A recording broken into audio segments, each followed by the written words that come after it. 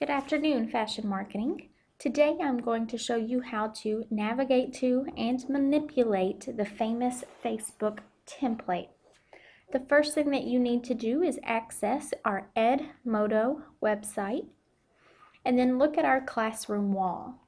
You will want to look for the most recent post from me called the famous Facebook template. Once you see that post, you want to double click on the hyperlink that will open up the PowerPoint. Once that PowerPoint has opened, you want to make sure that you have selected Enable Editing. This will allow for you to access and edit the document. After you have enabled the document to work with, you want to make sure that you have saved the document. So in the top left-hand corner, go to File, Save As, and save the file to the appropriate folder and an appropriate name. As you can see, this PowerPoint is set up very similar to Facebook. We will work within this PowerPoint to kind of recreate a Facebook for your famous designer. The very first slide, which I am on now, gives you the directions on the right-hand side in the blue box, and then it allows you a space to write down your influential person in fashion history that you have decided to research and your name. I am going to walk you through each of the slides so that you know what you need to complete for this activity.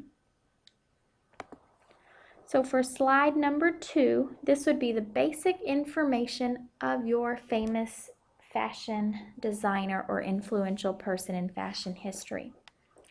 You have a space to where you want to access or include a picture of that person, their name, their birth date, their gender, their education, their hometown, their work, things that they are interested in, their fashion philosophy, places that they have traveled, and anything else that you came across throughout your research that you thought was interesting.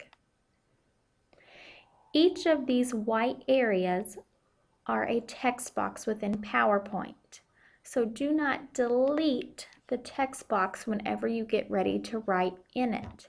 Instead, simply click inside of the text box and then backspace using your keyboard cursor the information that you need to backspace, and then simply retype in that white text box. But do not delete these text boxes. They are set up very specific for this activity. Going on to slide number 3, this would be your influential person's friends.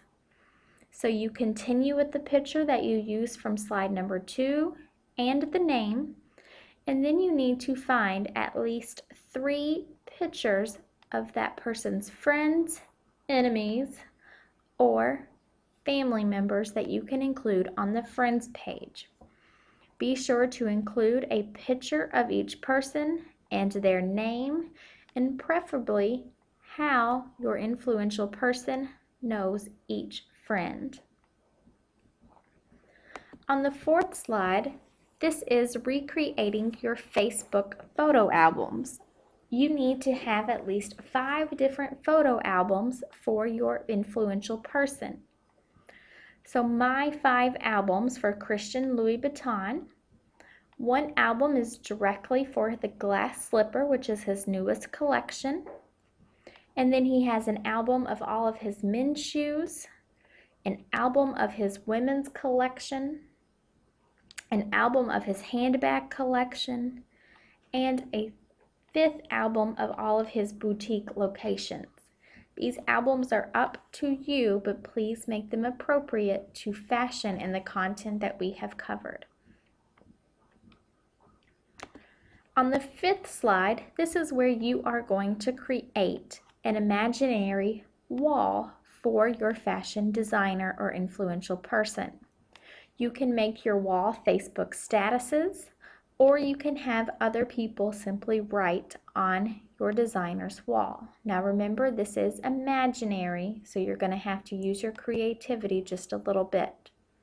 But be sure that you use a picture for each person, include their status or wall post, and then the date that the post was made.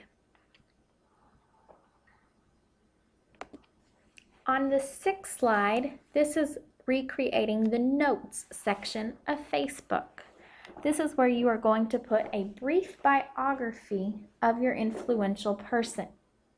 This doesn't have to be an in-depth biography, but it needs to at least give me a nice outline of your person's history and how they became a designer. So it doesn't have to be as long as mine, but you want to make sure that it covers all of your bases. On the 7th slide is the bibliography page. Now you might have noticed, starting with slide number 2, out beside each of the content areas, I have a number in parentheses.